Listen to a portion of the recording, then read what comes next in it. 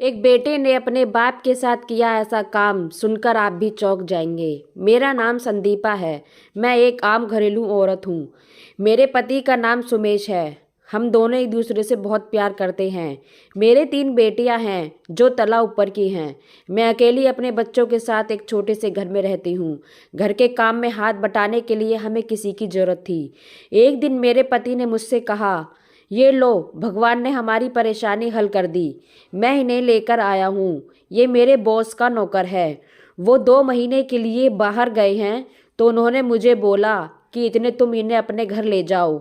इनका कोई यहाँ रिश्तेदार भी नहीं, तो मैं ले आया। जब मैंने उनकी तरफ देखा तो वो 70 साल के आसपास रहे होंगे। चेहरे पर सफ़ेद दाढ़ी और कुर्ता पजामा पहना हुआ था और चेहरे पर शर्मिंदगी और नज़रें नीचे झुकाए खड़े थे। मेरे पति ने कहा, ये सुबह 8 बजे आ जाया करेंगे और 7 बजे चले जाया करेंगे। मैंने सोचा, इन बूढ़े इंसान से मैं क्या काम कराऊंगी। ये तो मेरे बच्चों को संभाल लेंगे, मेरे लिए वही बहुत है। वो हमारे पास आने लगी। वो बोलते, बेटी मुझे चाय बनानी आती है और सब्जी भी काट लेता हूँ। मैंने हंसते हुए बोला, आप बस मेरे बच्चों को संभाल लिया करें। लेकिन फिर भी वो मेरी मदद करते। एक दिन शाम को जाते वक्त उन्होंने मुझसे जाने को पूछा और मुझसे 10 रुपये मांगे। मैंने भी दे दिए। हम भी आपस में घुल मिल गए। एक बार जब वो किचन में बर्तन धो रहे थे तो उन्होंने बाजू ऊपर की। मैंने देखा कि उनकी हाथों पर निशान थे और मेरे पूछने पर उन्होंने बाजू नीचे कर ली। लेकिन जब भी मैं उनसे उनके परिवार के बारे में पूछती तो वो मुझे गुस्से से देखते। फिर मैंने भी पूछना बंद कर दिया। एक दिन वह शाम को जाते समय 10 रुपये मांगने लगे तो मैंने 100 का नोट दिया तो उन्होंने नहीं लिया। बोले 10 का ही चाहिए। मैंने कहा, रख लो, काम आएंगे तुम्हारे। लेकिन वो नहीं माने, 10 रुपये ही लेकर गए। मुझे ये बात कुछ अजीब सी लगी। अगले दिन आकर वो सुमेश के बॉस राजीव के बारे में बताने लगे कि बहुत अच्छे हैं और उनके बच्चे भी अगर चिढ़ जाए तो ही बदतमीजी से बोलते हैं, नहीं तो ठीक ही हैं। और मालकिन थोड़ी घमंडी है। मुझे तो अभी भी नौकर बोलकर बुलाती हैं, मगर मैं क्यों बुरा मानूं, हूँ तो नौकर ही। फिर वो अंदर आकर बच्चों के साथ खेलने लगे।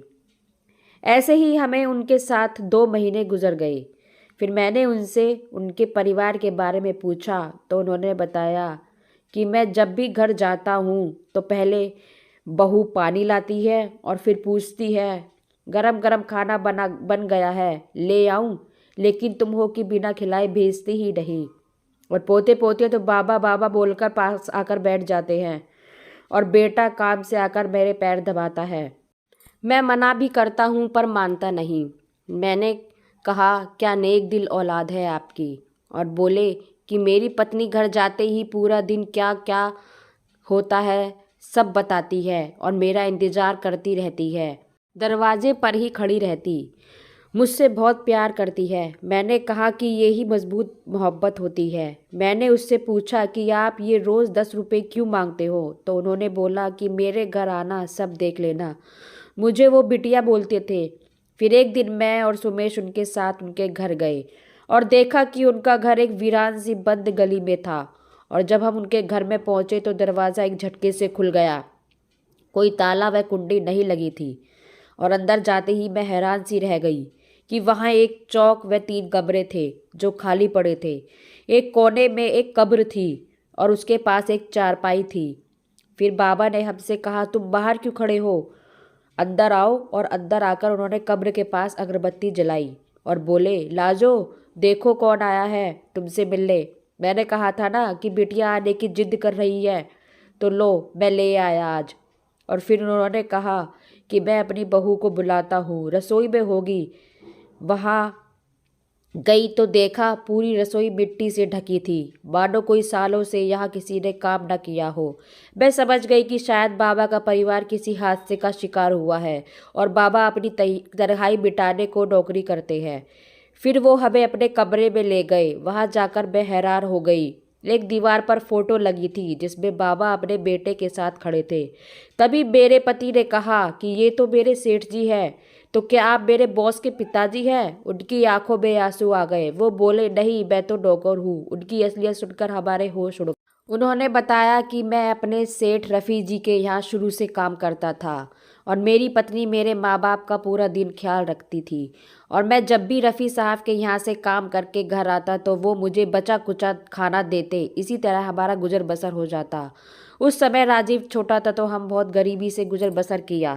राजीव को पढ़ा लिखा कर बड़ा कर दिया और मैंने अपने सेठ से राजीव के लिए नौकरी की बात की तो उन्होंने उसे नौकरी पर रख लिया।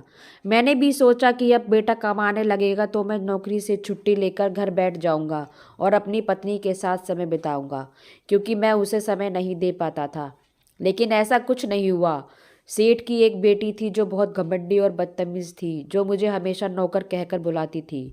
एक दिन रफ़ी साहब ने मेरे बेटे को फंसा लिया, क्योंकि उन्हें पता था कि उनकी बेटी कहीं रुक नहीं पाएगी। मैंने अपने बेटे को बहुत समझाया, लेकिन दौलत की चकाचौंध से वो उड़ने लगा। तब मेरी पत्नी ने कहा कि बेटे के आगे झुकना पड़ेगा और मैंने भी हाँ कर दी, क्योंकि ज़िंदगी भर मैं उनके एहसान के नीचे दबा था। फिर दोनों ने शादी कर ली और रफ़ी साहब की बेटी उसे अपने साथ अपने घर ले गई और उसके बाद मेरी पत्नी भी बीमार रहने लगी। पहले तो राजीव 2 हफ्ते में आ जाता था और पैसे भी दे देता, लेकिन बाद में उसने वो भी बंद कर दिया और मैंने नौकरी कर ली और रोज़ काम पर जाने लगा। मेरी पत्नी भी रोज़ दरवाजे पर खड़ी इंतजार करती रहती। एक दिन ऐसे ही चल बसी। अपनी पत्नी से बहुत प्यार करता था, इसलिए उसकी कब्र अपने घर में ही बनवा ली, क्योंकि उसे अकेला नहीं छोड़ सकता था। फिर राजीव ने अपनी बहू के कहने पर मुझे 10 रुपये रोज़ पर नौकरी पर रख लिया और वहाँ मुझसे सब काम करवाती, और कभी बीमारी के कारण यदि मैं काम ना कर पाया तो मुझे मारती थी। उसके बच्चे भी मुझसे सीधे मुँह बात नहीं करते। राजीव की पत्नी ने मुझे कभी अपना पिता नहीं माना। राजीव उसके एहसान तले दबा था। उन 10 रुपये से मैं उसके लिए अगरबत्ती लेकर उसके लिए जलाता हूँ, क्योंकि उसे पसंद थी। और मैं दिन में वही काम करता, लेकिन रात को घर आता, क्योंकि अपनी पत्नी को अकेला नहीं छोड़ सकता।